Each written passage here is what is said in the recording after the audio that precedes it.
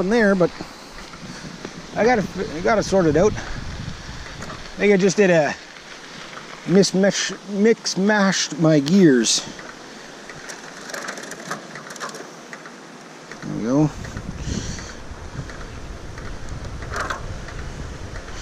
There. Back into top gear. Again, this is an old bike. I bought it in 2002, 2003, 2004, sometime around that. About 10 years ago. Something funky on my seat post too. Don't know what it is.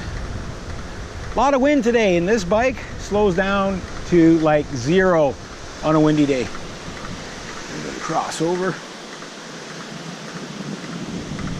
One thing when it's windy too, you can't hear the traffic coming, right? So that's why I tend to face the traffic. Got a big shoulder here, so a bunch of cars coming there. One thing about the mountain bike is you can always go off-road, but that's where you get all your punctures and stuff too, so.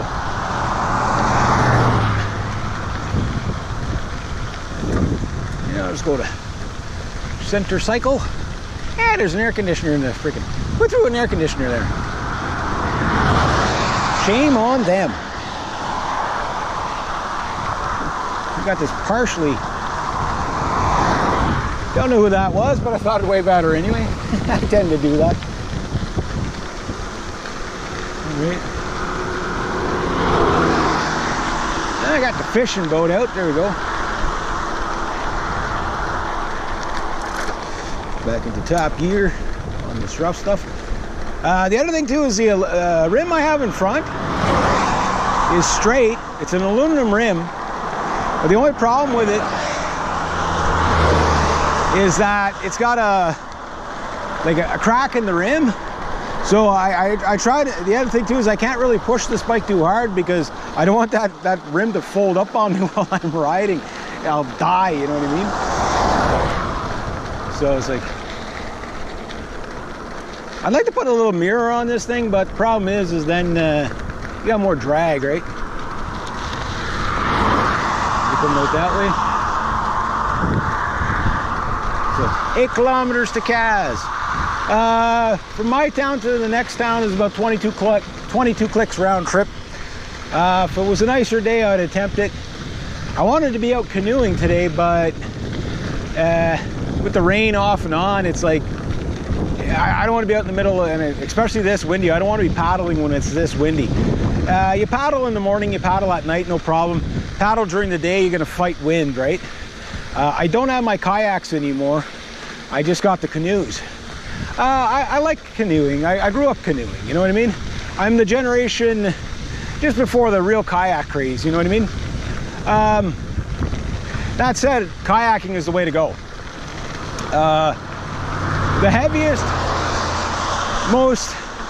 least hydrodynamic kayak you can get still performs better than the average canoe just because of the weight difference, the center of gravity. Just gonna cross over here so I can stay on the road a bit, get some more mileage.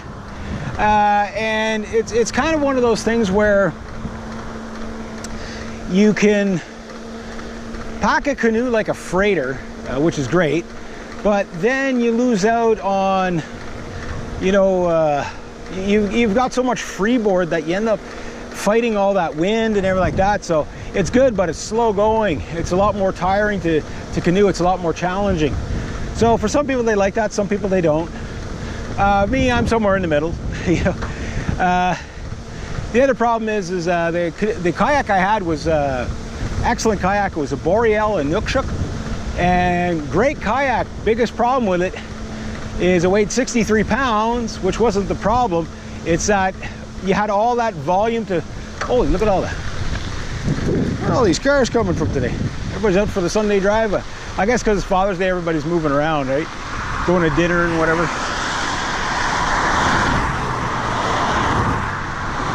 I go wave at everybody. They all waved. They're all good in my book. We talked about the waving thing. Those who choose not to wave, even if they're going the other way, you can start a family feud if they don't wave, you know what I mean? But anyway, as I was saying with the kayak, I had a 17-footer, 63 pounds, which tracked very well. It was the Inukshuk's an excellent kayak, but if you're not loading it down like a freighter, you're kind of padding a lot of volume you don't need. And everybody has that kind of same mentality when they're buying things. They always want the big thing. They don't want the practical thing, they want the big thing. My next kayak, 14 feet, 16 feet, day paddler, nice and light, low freeboard. You know, something really that tracks well, good in the wind. That's what you want. That's because you're gonna do more that way. Because really, most people never use like an expedition, but you know, kayak to what it can be used for. You'll never load it down. My big kayak, I mean, I went around my apartment. The amount of stuff I was able to pile into that thing was unbelievable. Like half the apartment when I had my apartment, you know. It's like I was even able to put an electric guitar in the village of that thing. It tells you how big it was, you know what I mean? So if you were actually packing smartly, I mean, this was a tour kayak. It wasn't an expedition. Like you could pack a year's worth of stuff in there pretty much, minus the food. And even at that, you could probably pack a couple of weeks of, you know, very carefully placed dried food in there.